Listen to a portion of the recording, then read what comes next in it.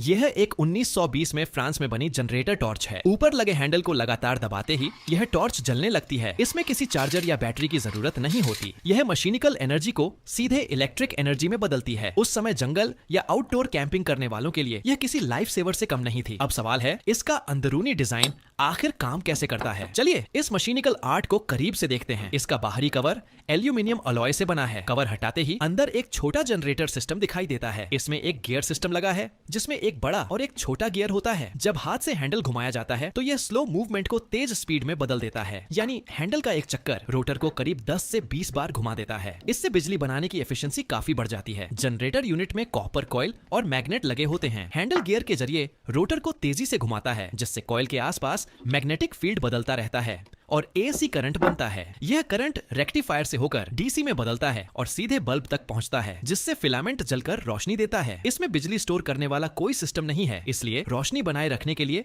Handle को लगातार दबाना पड़ता है। डिसअसेंबलिंग के बाद रिस्टोरेशन का स्टेप आता है। सबसे पहले सभी पार्ट्स को अच्छी तरह साफ किया जाता है ताकि जमी हुई गंदगी हट जाए। इस्तेमाल किए गए मटेरियल काफी मजबूत है, इसलिए जंग बहुत ज्यादा नहीं होती। इसके बाद सैंड पेपर से जंग हटाई जाती है, मोटे से पतले ग्रेड तक। तंग जगहों पर छोटे इलेक्ट्रिक ग्राइंडर से काम किया जाता है। जंग हटने के बाद वूल व्हील से पॉलिशिंग होती है और फिर पॉलिशिंग कंपाउंड से सतह को चमकदार बनाया जाता है। सही रिस्टोरेशन के लिए धैर्य जरूरी होता है, लेकिन अच्छी क्वालिटी और पूरे पार्ट्स होने की वजह से यह काम आसान हो जाता है। मरम्मत के बाद असेंबली शुरू होती है। पार्ट्स को स्मूथ रखने के लिए लुब्रिकेशन ऑनेल लगाया जाता है। आज के समय में इस तरह की जनरेटर टॉर्च एक विंटेज कलेक्टिबल बन चुकी है और अब बहुत कम मिलती है। यह टॉर्च क्रिएटर ने सेकंड हैंड मार्केट से सिर्फ 8 यूरो में खरीदी थी, लेकिन इसकी हिस्टोरिकल वैल्यू काफी ज्यादा है। यह शुरुआती पोर्टेबल लाइटिंग सिस्टम्स में से एक थी, जिसने उस दौर में बैटरी की समस्या को हल किया। खासकर सैनिकों के लिए जो जंगल में मिशन पर होते थे, यह एक भरोसेमंद सर्वाइवल टूल थी। असेंबली पूरी होने के बाद एक टेस्ट रन किया जाता है ताकि सभी पार्ट्स की मूवमेंट चेक की जा सके। सब कुछ सही रहने पर बाकी हिस्से भी जोड़ दिए जाते हैं। इसके साथ ही यह 1920 की जनरेटर टॉर्च पूरी तरह से रिस्टोर हो जाती है। अब प्रैक्टिकल टेस्ट में हैंडल को दबाते ही टॉर्च लगातार जलती रहती है।